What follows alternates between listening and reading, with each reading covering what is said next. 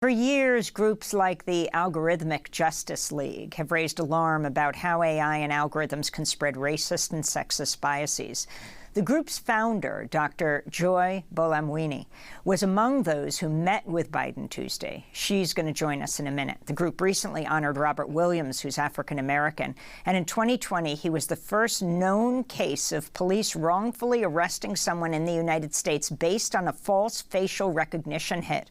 When Detroit police wrongfully arrested him at his home as his wife and two young daughters watched. He was held overnight in jail, interrogated the next day. Police told him, quote, "The computer must have gotten it wrong," and finally released him. This is part of the acceptance speech by Robert Williams when he received the Gender Shades Justice Award.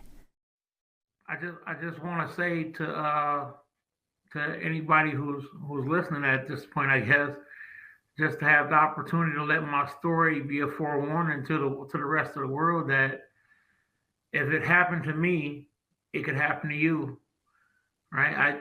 I just was a regular. I was at work and was trying to get home, and I got arrested for something that had nothing to do with me, and I wasn't even in the vicinity of the crime when it happened, right? So it's just that I guess the way the technology is set up, everybody with a driver's license or a state ID is essentially in a photo lineup. For more, we're joined in Boston by Dr. Joy Buolamwini, founder of the Algorithmic Justice League, just back from that meeting with President Biden on artificial intelligence in San Francisco. She's also featured in the documentary Coded Bias. Dr. Joy Buolamwini, welcome back to Democracy Now! You posted on Twitter before meeting with President Biden that you were looking forward to the meeting to talk about the dangers of AI and what we can do to prevent harms already impacting everyday people like mortgages and housing in need of medical treatment, encountering workplace surveillance, and more. I assume, and more, you're talking about issues like this, kind of false racial, facial recognition based on AI. Can you talk about the Williams case and so much more, what you discussed with President Biden?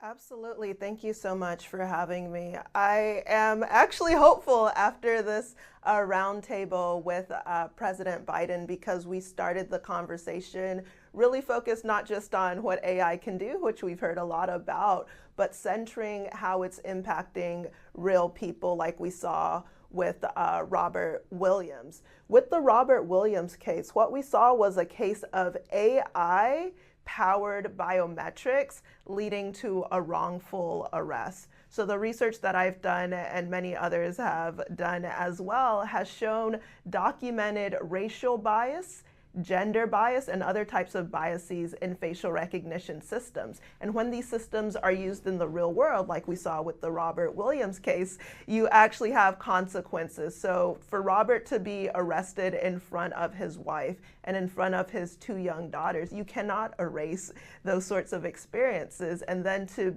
be sleeping on a cold slab for 30 hours with just a filthy faucet as a water source. So these are the types of real world harms that are concerning. And it's also not just on race, right? We have examples of hiring algorithms that have been showing sexist hiring practices then being automated in a way that appears to be neutral. You have people being denied life-saving health care because of biased and inaccurate algorithms. And so I was very excited to see the Biden administration putting the real world harms in the center of this conversation. Joy, if you could just explain, how is it that AI has been, has these kinds of biases? Because of course, AI can only reflect what already exists. It's not coming up with something itself. So who are the programmers? How is it that these biases, as you say, not just on race, although particularly on race, but also gender and other issues, how are they embedded within AI systems?